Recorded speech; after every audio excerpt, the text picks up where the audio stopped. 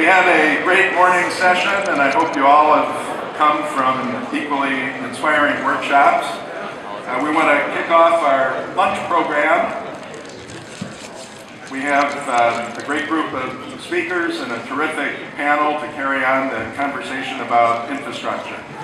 So to kick us off this noon, I want to introduce the other co-chair of the Blue-Green Alliance.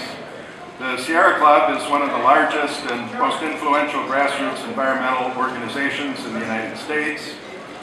The Sierra Club works to ensure that the environment is clean, communities are safe and healthy, and that their efforts to build a clean energy future are all led by Michael Brune, the group's executive director. Michael grew up on the New Jersey shore. He's never stopped a traffic lane on a New York City bridge, I can assure you that. And throughout his life, he's been dedicated to protecting our natural world. He's worked for Greenpeace, led the Rainforest Action Network, where he held companies accountable for their environmental decisions, and then 4 years ago became the executive director of the Sierra Club. As co-chair of the Blue-Green Alliance, he's worked especially hard to build partnerships with America's unions and on the work to realize our common goals, from standing up against the right-to-work attacks in the state of Michigan to ensuring that America's trade laws support both strong labor and environmental standards. Please join me in giving a warm welcome to Executive Director Michael Brune.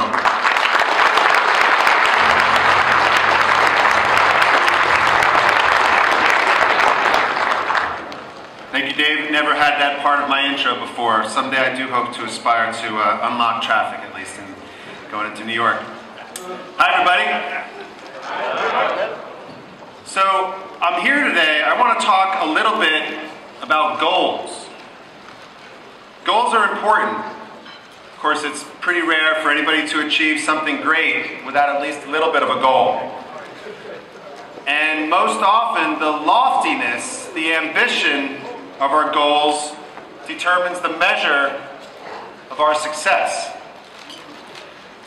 But as important as our goals are, they can also lead us astray. We've all heard the term blind ambition. We've all heard the excuse that the end justifies the means. I don't buy that, and I bet nobody here does as well. Ambition, no matter how well it's intentioned, must be paired with honesty and integrity, and most important of all, empathy. Our country, and in fact the entire world, has to achieve an extraordinary goal. We have less and less time in which to do it. We need to recreate our economy with clean energy that takes the place of fossil fuels. We have to build an economy that is 100% powered with clean energy. Everybody here knows why we have to do that. And everybody here knows that it's going to be a challenge to do that. But we must. And the ultimate rewards for all of humanity when we do achieve that goal will be greater than what we can even imagine. The Sierra Club is 100% committed to creating an economy that is 100% powered by clean energy. It will be the most important thing we've ever been part of. Greater than the creation of our national parks. Greater than protecting the redwoods in Northern California. Greater than protecting the Arctic. Greater than all of the bedrock environmental laws that protect our air, our water, and our wildlife. A failure to stop climate disruption would overshadow every one of those monumental achievements. Success will bring lasting benefits that will be enjoyed by generations. And yet, if we pursue this goal blindly, we cannot succeed. If we pursue this goal without considering how it affects people, as well as the planet, we will have failed. The transition to clean energy is already creating fantastic economic opportunities.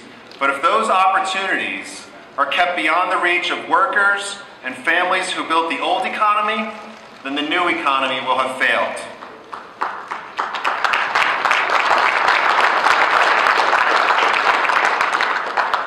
Now, I believe passionately in the promise of clean energy, but I and the Sierra Club, we are determined that any clean energy economy must include a fair and just transition that does not leave American workers and American communities behind.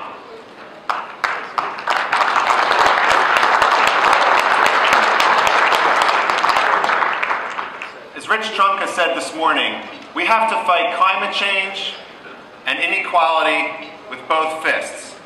Failure to do one or the other will mean that we'll fail on our efforts to achieve both.